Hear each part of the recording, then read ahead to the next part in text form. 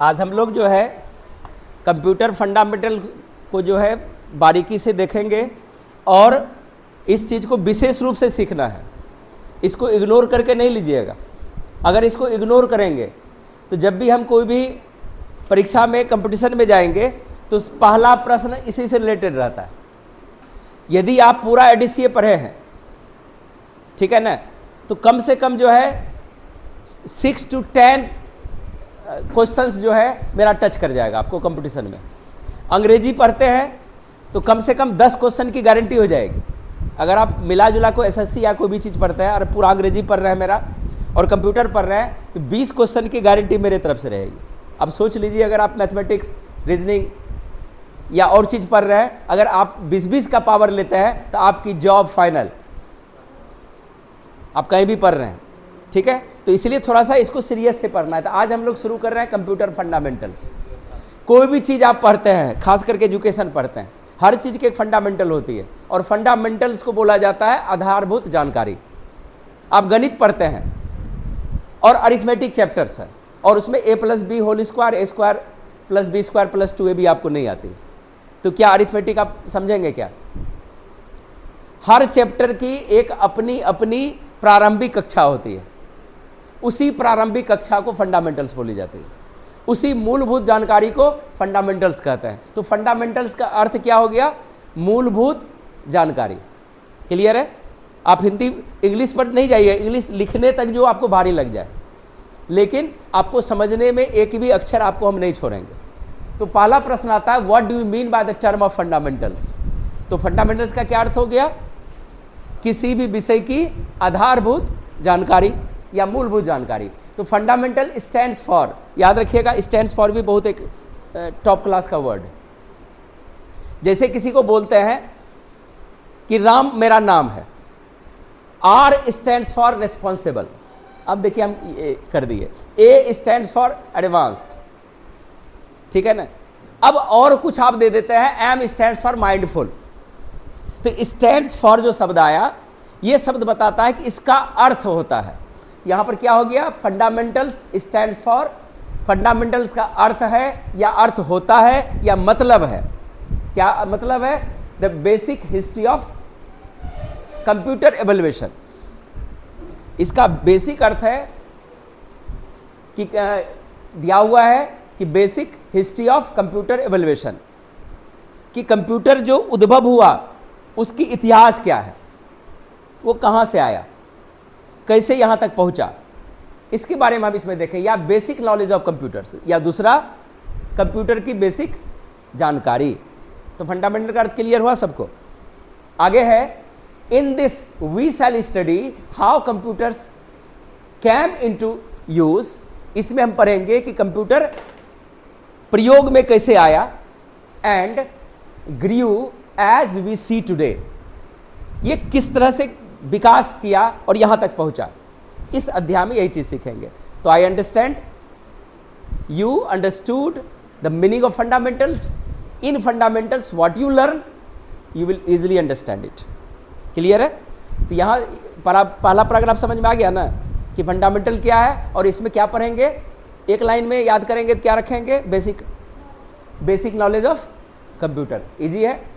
In this section, अब इस section में क्या पढ़ेंगे, इस सेक्शन में हमको क्या पढ़ना है, इसके बारे में देखेंगे। Following things which are given below, हम इसमें क्या पढ़ेंगे? जो नीचे लिखे तथ्य हैं उसके बारे में।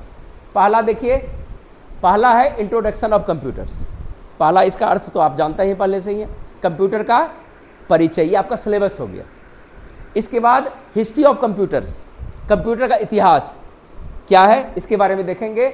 जनरेशन ऑफ कंप्यूटर्स, कंप्यूटर का जनरेशन कैसे बदल रहा है, ठीक है ना। यदि आपको टीचर खास करके बनना है, आप कहीं कंप्यूटर पढ़ाने का मौका लग गया या आपको लगता है इंस्टीट्यूट हमको खोलना है या किसी जगह जाके पढ़ाना है, तो ये आपके जुबान पर होनी चाहिए इतना चीज़ कि फंडामेंटल क्या पढ़ा रहे हैं। इंट्रोडक्शन ऑफ कंप्यूटर, कंप्यूटर का परिचय, हिस्ट्री ऑफ कंप्यूटर, कंप्यूटर का इतिहास, जनरेशन ऑफ कंप्यूटर, कंप्यूटर की पीढ़ी, एवोल्यूशन एंड डेवलपमेंट, उद्भव और विकास, कंप्यूटर कैसे हुआ उसके बारे में देखेंगे। Computers memory and it's storage systems, उसकी मेमोरी और उसका स्टोरेज सिस्टम क्या है। Introduction of computers hardware and software, और कंप्यूटर का हार्डवेयर कैसे कार्य करता है, सॉफ्टवेयर क्या है, इसके बारे में देखेंगे।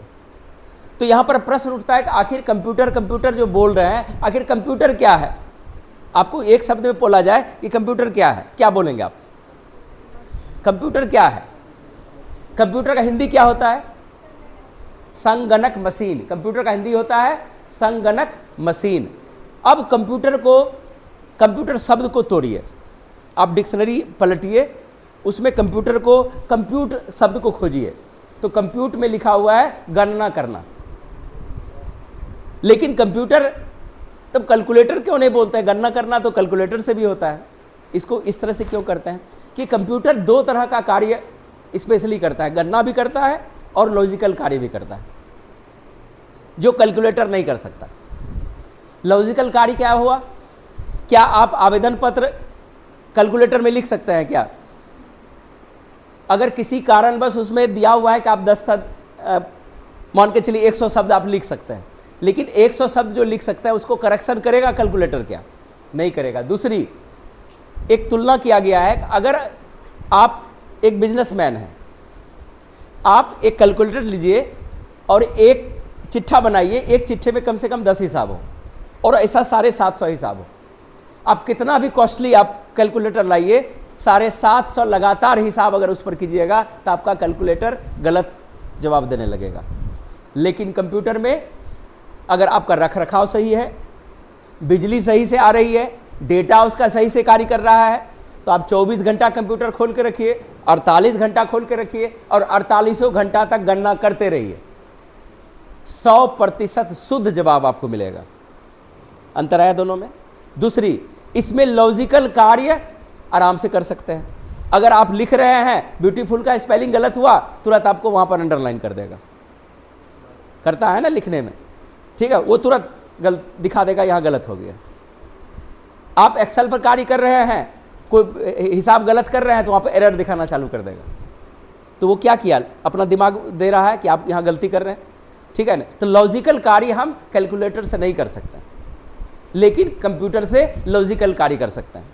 यहां पर कंप्यूट, ये देखिए क्या लिखा हुआ है, the term computer has extracted from, the computer शब्द जो है has been extracted from the Greek verb compute. ये ग्रीक भाषा से ली गई है। कंप्यूट क्रिया वर्ब है ना। दैट मीन्स, जिसका अर्थ होता है टू कैलकुलेट, गणना करना। कंप्यूट शब्द का अर्थ होता है गणना करना। अब यहां से definition of computer based on competitive foundation. अगर आप कंपटीशन की तैयारी कर रहे हैं और कंपटीशन के दौर पर आप इंटरव्यूज गए, या आपको परिभाषा पूछ दिया कि इसका क्या अर्थ है, इसका क्या फाइनल डेफिनेशन है, तो आपको ऊपर वाला डेफिनेशन बोलना है। ऊपर में खासियत देखे क्या है, देखिए क्या लिखा हुआ है, common operating machine particularly used for trade, education and research. यहां पर भी अर्थ दिया हुआ है कि सी का क्या अर्थ हुआ, ओ का क्या अर्थ हुआ, एम का क्या अर्थ हुआ, सारा कर दिया हुआ। ये कॉम्पिटिटिव बेस्ड आप इसको याद कर सकते हैं, है ना। अब ऊपर वाला देखते हैं, जो हम डेफिनेशन दिए हैं, ये कॉमन है।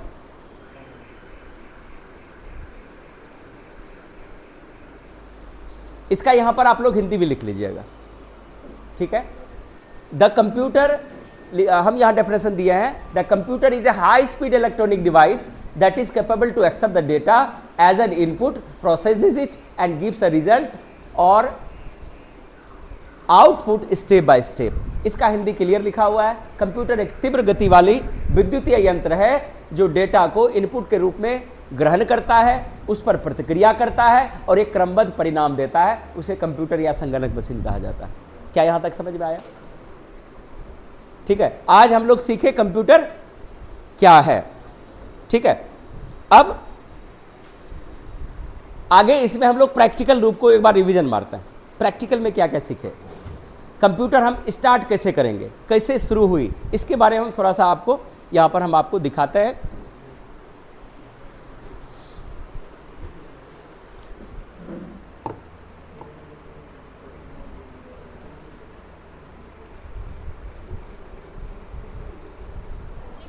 यहां पर हम देखेंगे, यहां पर देखेंगे कि कंप्यूटर कार्य कैसे करता है। आप फंडामेंटल देख लिए, ठीक है, तो फंडामेंटल देख लिए, कंप्यूटर कैसे खुलता है, कैसे ऑन करते हैं, यहाँ से हम प्रैक्टिकल आपको बता रहे हैं। तो प्रैक्टिकल में आप क्या देख रहे हैं, practical stands for the sense how to operate anything. यहाँ प्रैक्टिकल का अर्थ होता है कि किसी भी चीज़ को ऑपरेट हम कैसे करते हैं, कैसे चलाते हैं। आप मोबाइल खरीदेंगे, सबसे पहला प्रश्न है कैसे खोलेंगे, किधर बटन है, कैसे ऑन करेंगे, कैसे रिसीव करेंगे। आप देखे होंगे कि सैमसंग का रिसीव करने का तरीका अलग है, वीवो में रिसीव करने का तरीका थोड़ा सा ऊपर नीचे कहीं अब चेंज है। तो उसको चलाने का जो नियम है उसी को हम प्रैक्टिकल बोलेंगे। आगे लिखा हुआ है, in computer we shall study how the computer works and how you और any user will operate it.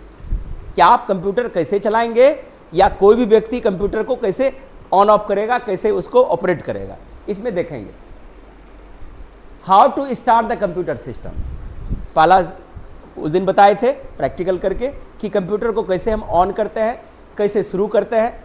तो यहां पर है कि we shall check it's electric, it's वहां पर एस लगेगा, है ना, it's electric line connected through UPS. अब देखिए, सबसे पहले हम चेक करेंगे कि आपका जो कनेक्शन है यूपीएस का, और यूपीएस का कनेक्शन एक्टिव बोर्ड से है, वो पहले चेक करेंगे कि यूपीएस को आपकी बिजली सप्लाई दे रही है कि नहीं। आप मोबाइल मान के चलिए कि चार्ज में मोबाइल लगाए और आपके बोर्ड में लाइन नहीं है, तो पिन डालने से क्या आपका मोबाइल चार्ज होना चालू हो जाएगा क्या? नहीं ना होगा। तो उसी तरह से आपने यूपीएस लगा दिया और यूपीएस का कनेक्शन इलेक्ट्रिक से है और वो सही तरीके से उसको बिजली दे रही है, तभी वो कार्य करेगा। तो पहला चेक ये करेंगे, अगर घर में आप चला रहे हैं, आप नया खरीद के लाए और आप कॉल कर दिए, सर अभी नया तुरंत खरीदे, हम तो ये चलिए नहीं रहा, यूपीएस सिटी मार रहा है ना, यूपीएस ऑन कर रहे हैं, सब कुछ कनेक्ट कर दिए, बाद में सिटी मार रहा है।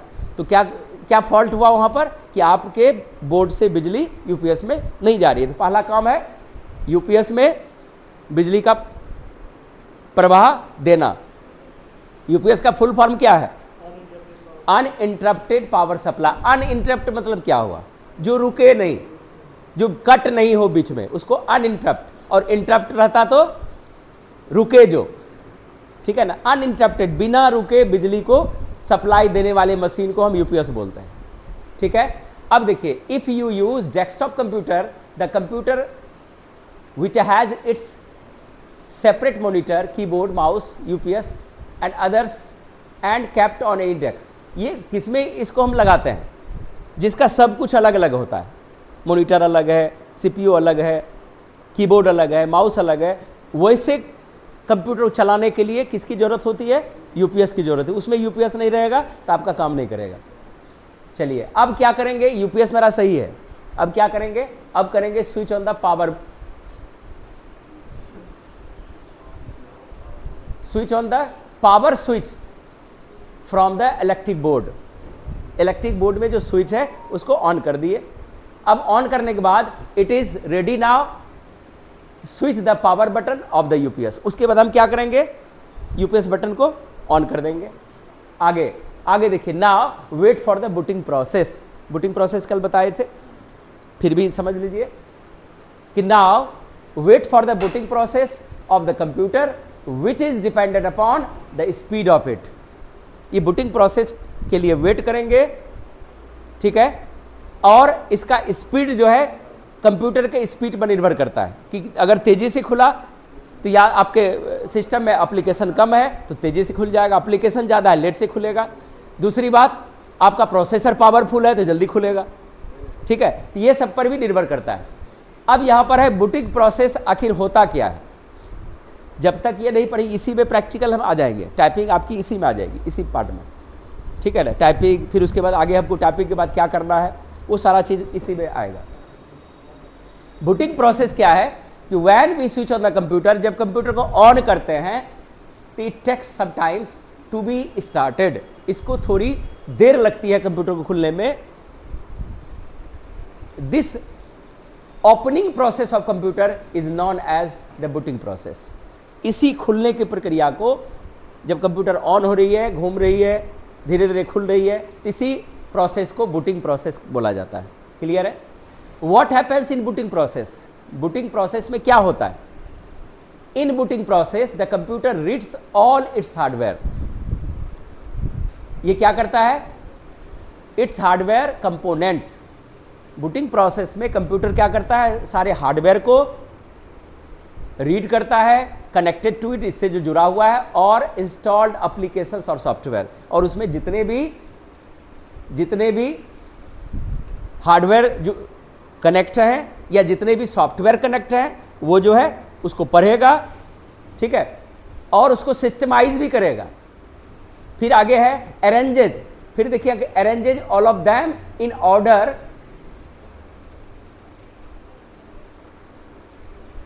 अब उसको वहां पर ऑर्डर के बगल में कॉमा लगेगा, इन ऑर्डर। अब क्या करेगा? उसको एक क्रम में सेट कर लेगा, उसका क्रम होता है, ठीक है ना, उसको क्रम में रखता है। As well as makes them computable to run smoothly and easily, और उसको कंप्यूटेबल करता है, चलने में आसानी से। कौन करता है? ये बूटिंग प्रोसेस करता है, ठीक है। अगर बूटिंग प्रोसेस कभी कभी ऐसा होगा कि खोल लिया, बहुत देर तक बैठे हैं, घूम ही रहा है, तो समझ लिए धीरे धीरे आपका ऑपरेटिंग सिस्टम में कोई प्रॉब्लम आ गया या सिस्टम सॉफ्टवेयर में प्रॉब्लम आ गया, तो आपको ज़रूरत पड़ेगी। ध्यान रखिएगा, कंप्यूटर खरीद करके नहीं सोचिएगा कि हम आज लाख रुपए का कंप्यूटर ले लिया है तो 5 महीना 6 महीना तक चलते रहेगा आराम से, वैसा नहीं होता है। आपको इसकी रिपेयर की ज़रूरत होती है, और ये रिपेयर करने की चार्ज जो है 5 to 1000 लगती है। ध्यान रखना, आप लेके आइएगा तो वो चार्ज लगेगा।